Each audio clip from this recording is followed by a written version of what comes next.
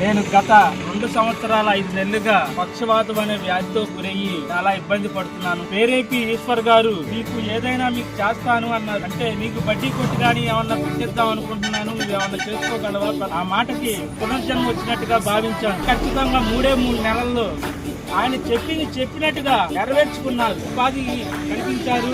ఆయన చెప్పినట్టుగా సహాయం చేశారు. సూర్యుడివో చంద్రుడివో ఆ ఇద్దరి కలయికవో, సారథివో వారధివో మా ఊపిరి కన్న కలవో, విశ్వమంతా ప్రేమ పండించగా పుట్టుకైన ఋషివో